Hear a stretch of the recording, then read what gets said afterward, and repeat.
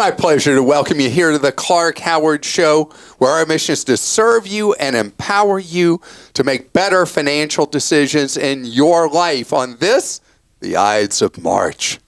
One decision I hope you'll make is to sign up for one of our wonderful free newsletters at clark.com/newsletters.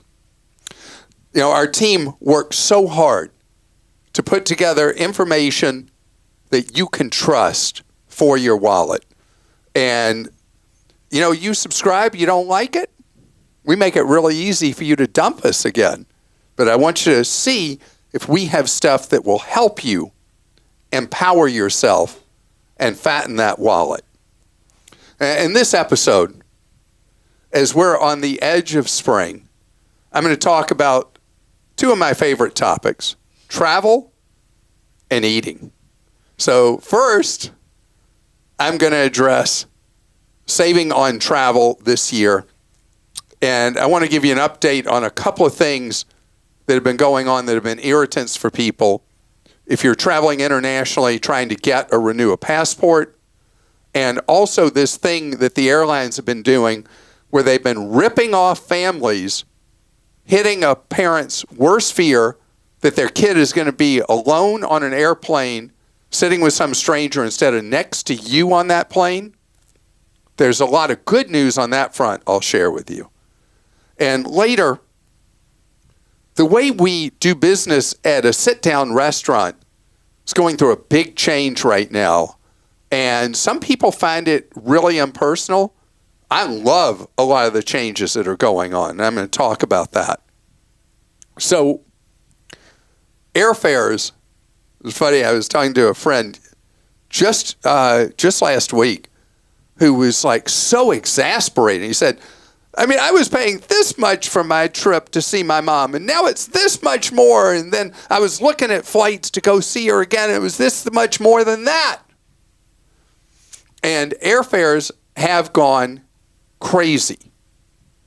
And fares are up so much higher, and the airline executives, the CFOs of airlines, in conversations with financial analysts with Wall Street, have been really beating their chests about how much more revenue they're getting per available seat mile, you know, per passenger sitting in a plane, and that they're feeling really positive about it. Well, I want to tell you a couple of things that seem pretty clear to me with the trends.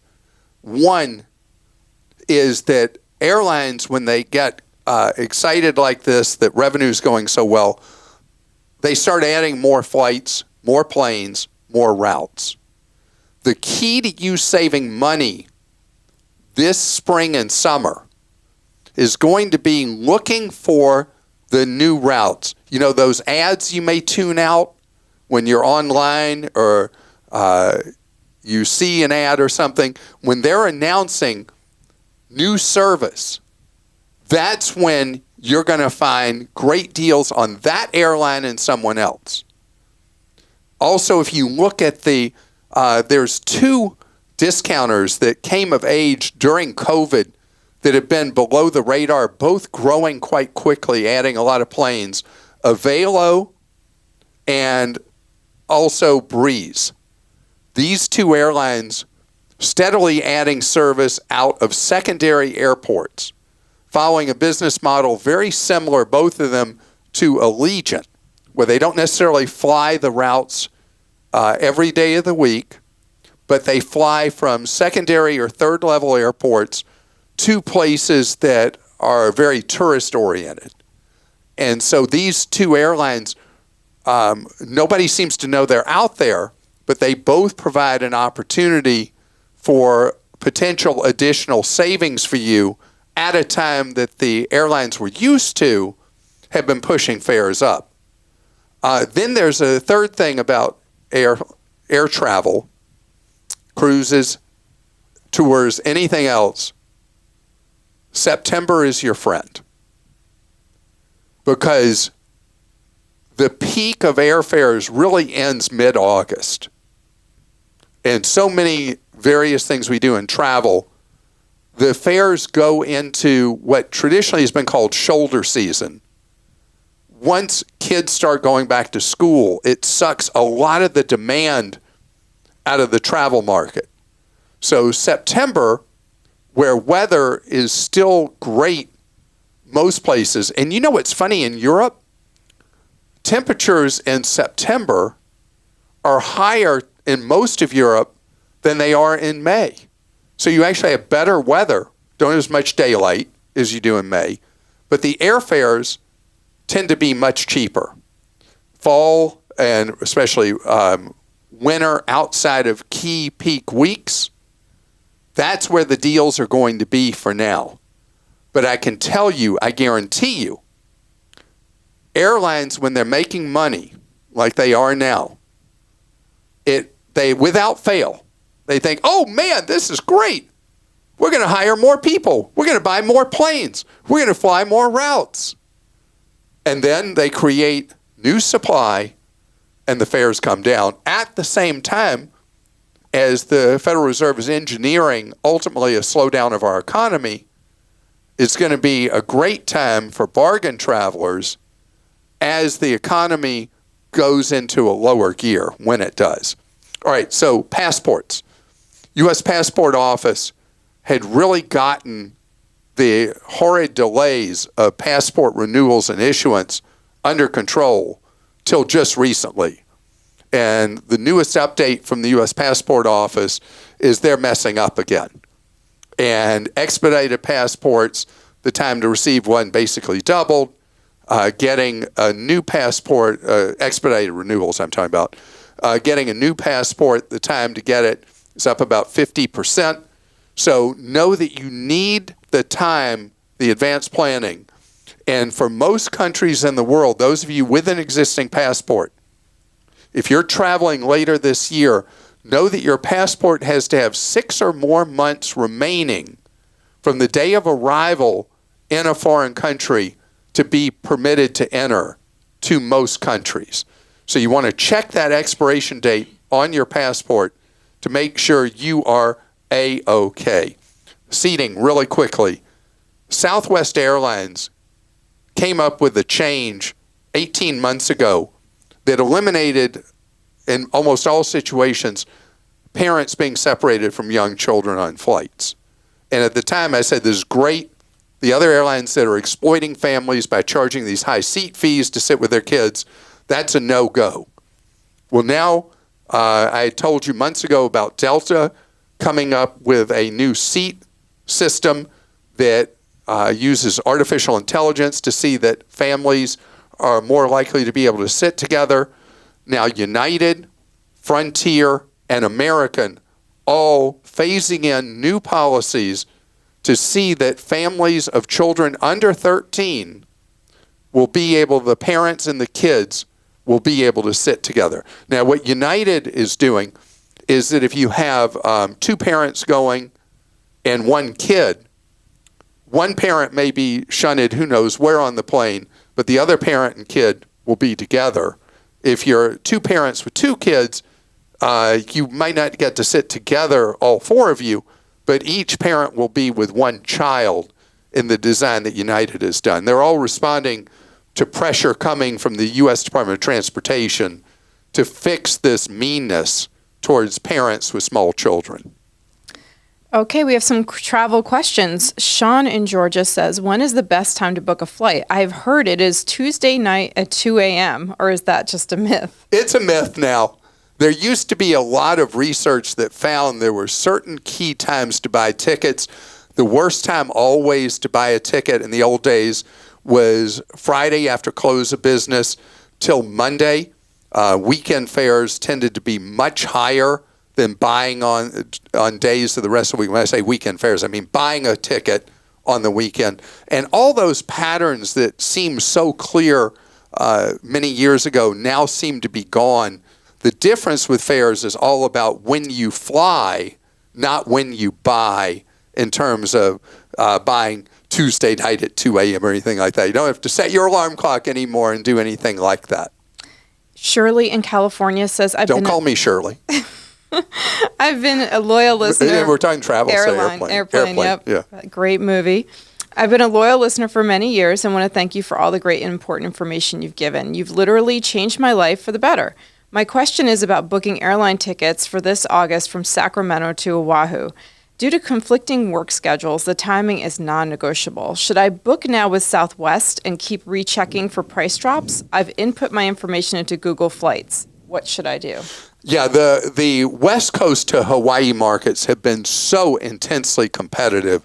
There's a sale going on right now that we have on Clark Deals for $99 one way to Hawaii. Those have been coming and going routinely. So getting a good deal to Hawaii is going to happen when you live in California, Arizona, Nevada, a lesser extent, Washington and Oregon. There's just been so much competition. If you book on Southwest, you can hold those fares, keep checking, and if the fare turns out to be cheaper on someone else, as long as you don't mind holding that credit for future use, Southwest has no expiration date on the use of that money later. You don't get the refund of the money. It sits there kind of like a gift certificate, a future travel credit on Southwest. I would take the bird in the hand, book the Southwest flights from Sacramento to Oahu, and then keep watching. And when a deal comes along, if it's not on Southwest, you just hold that money on Southwest, and that way you both get to have your cake and eat it too. From Jeremy in Georgia, I'm a daily listener. You've soothed my financial anxiety more than you'll ever know. Since you're the trifecta, a financial guru, a public transport enthusiast, and a cruise expert, I know my question is in good hands. You're a cruise expert. Cruise expert, really? That's something you never would have imagined someone would say about me. We're traveling to Miami by car and plan on using public transportation to get to the port. We plan on using a combination of Miami Metro Rail and the free Miami trolley system to get to the cruise terminal. I've read that as long as travelers pack as you advise, one carry-on and a backpack will be fine. I just wanted your take on traveling with luggage on a trolley. Thanks again for your caring advice. I can tell your enthusiasm comes from a place of caring so much for others. So last time we went, Jeremy, to the Port of Miami to go on a cruise, and we were staying near your husband's hated University of Miami, where my late father went to school. Oh. Remember that. You didn't remember that? No. My dad went to Miami? And I have to say that Depression. Mike hates them just because of sports, but it's a great school. Yeah, when my dad went to Miami, it was like one building. Now it's a huge school, expensive. Anyway, we were staying right across from the university, and we had the rail there. And my son, before we went on the cruise, wanted to go ride the rail. And I will tell you that we didn't feel... oh gosh, I hope people don't hate on me for this. We didn't feel particularly safe on the rail, and this was not to go to the port. We had gone shopping, and we ended up, I wasted the money. We took an Uber back to our hotel and did not ride the transit back because we had not felt safe. The problem is, off-peak times, and this has been a problem in a number of cities now, the public transit, the rail systems don't feel safe like they did pre-pandemic because ridership has not recovered. Most public transit systems, ridership is down like 30%. So normally we would have gotten on the light rail, it's heavy rail actually, and ridden that down to downtown and gone to the port like you're planning on doing. And I would say this time, cheap guy would tell you, maybe you spring for the Uber or Lyft. I'm not worried about you lugging along a backpack and a single carry-on. I'm worried a bit about your safety. And we have this website, clark.com/clarkstinks. If I have just infuriated you saying that we didn't feel safe, please go ahead and post your comments there. Coming ahead, speaking of COVID, an industry was shaken to its foundations, the restaurant industry. And many restaurateurs did not survive COVID. And others that held on have now closed because the financial hole was so deep. But it's caused lasting changes in how the restaurant industry works. And many of them are actually very positive for you and me as customers, as diners, and also really good for the restaurateur. And I'm going to share some of those with you. The restaurant business has been through such hardship. You know, I travel a lot now. When I'm walking through urban cores, you see all the closed restaurants. And the reality is so many people's hard work and effort, life savings, crushed by the pandemic. But out of that, so many changes are happening. I was talking to an entrepreneurial local restaurant owner just yesterday, and he, at the tail end of COVID, opened an additional location because he was able to get an unbelievable long-term rent deal because of what had happened with so many restaurants closing. And he had abandoned, the kitchen was there fully abandoned and was able to use it, didn't have to buy a lot of expensive kitchen equipment and all the rest. And so there's always opportunity out of adversity. And I think about all the changes that have happened behind the curtain in restaurants that are improving their efficiency and allowing them to operate with higher productivity than before, and with the difficulty of restaurants finding staff, do that more efficiently. The operation of the restaurant, a lot of what we don't see as customers. One of the companies that I keep hearing about, and I just read a Barron's profile on them, following up on all the buzz I'd heard, is Toast. And Toast is a company that is providing enormous productivity increases for restaurants. And you buy whatever components you want. One of them that's most obvious to us as customers is where we now can pay our bill at the table. There may be a bullseye, what do you call the reader? The QR reader? QR code. QR code. And instead of having to flag down a server when you want to close out your ticket, you're able to pay it right there. You want to order more beverages with your meal. You may be able to do that right at the table if the server's busy in what they call in the weeds, and they got too many tables that were seated at once at their station. They can't get back to you on a timely basis. You're able to do that, and then a runner brings your drinks. So many things have happened that have been what some people consider a depersonalization of the sit-down restaurant experience. And my feeling, it's been an improvement. I love the terminals now coming to our table, which happened overseas 25 years ago. And now your credit card doesn't leave your possession when you go to pay a bill because you're paying right there at the table on the portable terminal. The order can be taken right on that terminal by the server. Or you can have the option at many places of placing your own order electronically, again, using the QR code thing and placing your own order. So it is different. It is not as personal an experience.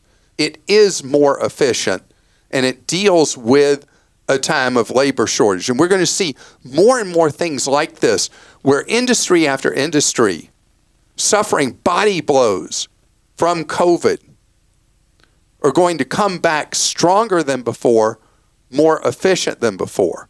Now, Target is reporting bad numbers right now.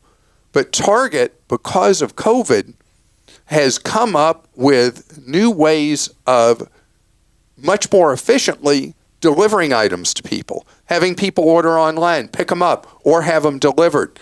And supermarkets, after being kind of awkward with grocery pickup and delivery in the initial phases of COVID, have now gotten so much better at it. So know that there's opportunity out there, and particularly for the would-be entrepreneur, whatever industry you're interested in, all those vacant retail spaces, that's a sign of opportunity for you, for your business at lower cost. Krista? Okay, this first question is from Philip in Tennessee. He says, why is MLB becoming so hard to watch? I have YouTube TV and they recently dropped the MLB network. I thought of MLB.TV, but they have such crazy blackout rules. I'm a Cards fan, and even though I'm over 250 miles from St. Louis, they black out the games in my area. Same for the Braves and Reds games. What's up with this? Well, two things here. First, Nick, who is one of our prolific writers at Clark.com, is an expert on all things sports and especially baseball. Nick, I've never seen you without a baseball cap on.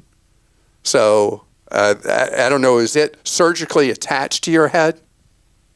Hey, Clark, yeah, that is a procedure I had done. I'm wearing a baseball cap basically 365 days a year. And I hear Philip's question, and it's something that's frustrated baseball fans for many years. And unfortunately, things are sort of getting worse before they get better. But the good news is I think there could be some changes that are for the better coming on the horizon. So I guess the first thing I would bring up, Clark, is the root of this problem and sort of explain to people why this is happening.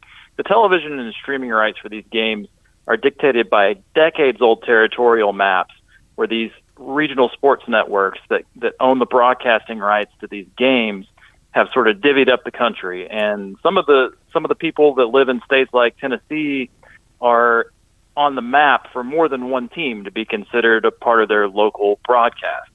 So these regional sports networks sell the rights to their network to streaming services or your cable or satellite providers with the concept that subscribers for those outlets will have to pay to get access to these games through those services. So that prohibits you through MLB, and you pay the subscription fee for it, or you get it free somehow from something else you're part of, forces the blackouts because baseball doesn't want to give up all the money that people are paying for regional rights for the games. That's the core of this, right?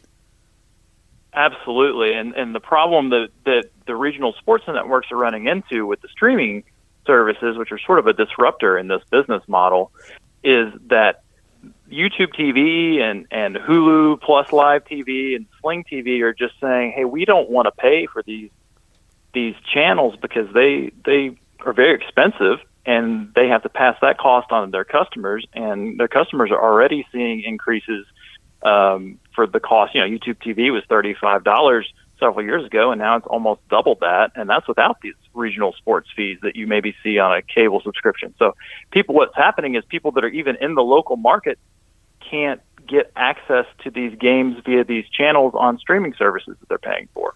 So let's take the example of the question from Philip. So I've got the subscription, even when a game's not blacked out. I can't go through an easy way to project it on my TV.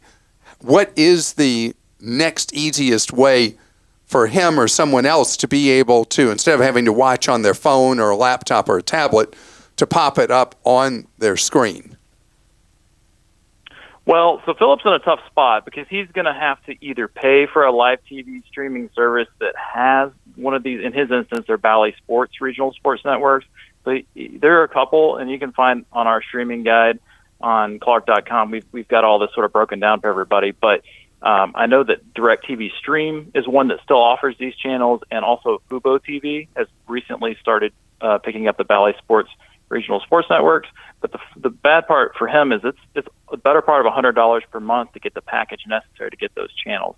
Unfortunately, he's going to be blacked out by the MLB.TV, the national streaming service for Major League Baseball for those teams. So unfortunately, he's not going to be able to get the Cardinals with that service. But I would advise everybody, before you go and you sign up for a live TV streaming service, go to MLB.TV. They have a zip code search where you can try to figure out which teams can I watch if I pay for this service, which teams do I have to get the regional sports network to see. And that'll help you figure out what you've got to do next to get to your favorite team. Well, Nick, you are our expert on all things streaming, and I appreciate you so much clarifying it for Philip. You didn't solve his problem, but I appreciate the clarification. And baseball has been in a mess for a while with its TV rights, and that's not right because the fans are the ones that are suffering. That's right, Clark. And I guess the good news I would give Philip and anybody that's worried about this in the longer term is that a lot of these regional sports networks are on the brink of bankruptcy because of this situation.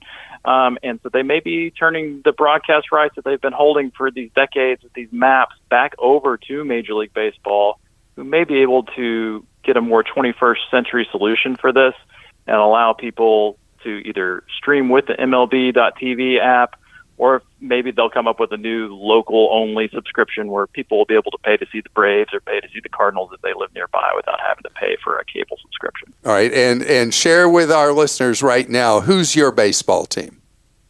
Well, it's funny that Philip asked the question. I'm a big St. Louis Cardinals fan, and I also live in Tennessee. But the reason I point out the zip code thing is I'm lucky enough that where I live in Tennessee, I do get to watch the Cardinals via MLB.TV, so I feel bad for Philip that he doesn't get that same privilege. So you're telling me he has to move to your part of Tennessee, Murfreesboro, and then he can watch his Cardinals. Absolutely. Move a couple zip codes over, Philip. Perfect. Thank you very much, Nick. Thanks, Nick. Yeah, thanks, Clark. Thanks. So what you got next, Christa? Okay, we've got a question from Greg in California. It just occurred to me while listening to another listener describing their identity being stolen, which is happening way too often. Wouldn't we see a drop in identity theft if there were a picture associated with your social security number like we have with our driver's licenses?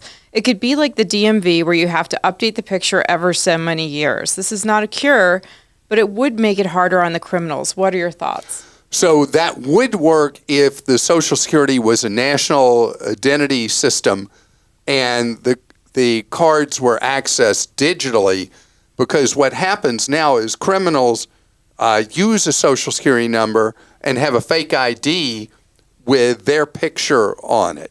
And so there's been so much feeling that Social Security should not be a national identity card.